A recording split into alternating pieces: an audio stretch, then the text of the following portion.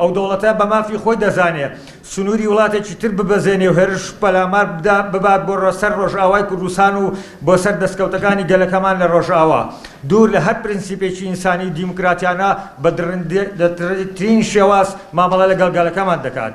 لێرەش لە باشووری کوردستان هەموو دەبینین ڕەوشەکە لە چه ئەسێکتایە و بەرەوچێ هەنگاو دەنێ و ئاڵۆزەکانی نێوان بەغدا و هەولێر بۆ پابەندەبوون بە دەستوری عێراق و چارەسەرنەکردنی گرفتەکان دیسان هەڕەشەن بۆ سەر ئاشتی لە عێراق. ئەوە ڕەوشی ڕۆژهەڵاتی کوردستانە کە بە جۆرێکە بە هیچ شێوازێک حەسوودی پێ نابرێت و دەبینین لە چ ڕەوشێکی نادیموکراتی و نادەتپەروەرێریدا بەدەستی ڕژێمی کۆماری ئیسلامیەوە دەناڵێنن. هەموو ئەوانەی ئاماژەمان پێکرد لە هەموو کازیاتر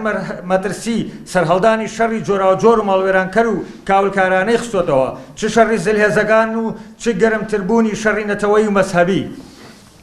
ئەمڕوو داوگەلە و پێشهات و بارودۆخی ئاماژەمان پێکرد قسە و باسی زۆر هەڵدەگرن پێویستە هەمان بەجانی بەرپرسیارانەوە مامەڵە لەگەڵ دۆخەکەدا بکەین بە تایبەتی کورد لە نێو خۆیدا و هەروانە هێڵین ئەو عەقڵیەتەی حکوومەتەکانی نەتەوەی سەردەست بەرەو شەڕی نەتەوە پەرستی و لەکترازانی نێوان نەتەوەکانمان بەرێت. ئەم جەنگە بکەینە جەنگی چارەسەری ئاشتیانە و پێکەوە ژیان لە چوارچێوەی دەستور و چەسپاندنی بنەماکانی دیموکراسی و لێتێگەشتن چونکە بۆی هەیە ئەم جۆرە کارەساتە بەرەو خاڵی سفر و بگرا پێش سفرمان بەرێتەوە. ئەوەی بە درێژایی 100 ساڵە لە پێناوی تێدەکۆشین دیسانەوە بکرێتەوە قۆچی قوربانی. لەبەر هەموو ئەوانە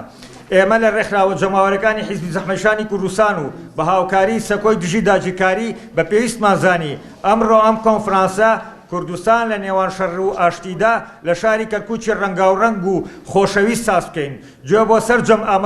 ئامادەوان بگرین و پێشنیاز و ڕاستپاردەکانی ئێوە بکەینە ڕاستپاردەی کۆنفرانس و بیکەینە بنەمای کارکردنی داهاتوومان کە بە بەرژەوەندی ئاشتی و پێکەوە ژیانی نێوان سەرجەم پێکەتەکانی گەلانی ناوچەکە پشکێتەوە بە ڕەچاوکردنی تایبەتمەندەکانی هەمووان و چارەسەری برینەکان چونکە زمانی هەڕەشە و کوشت و بڕ و لە ناوبردننی خواستی گەلان نە بەرهەمی دەبێت و نە چارەسەرە.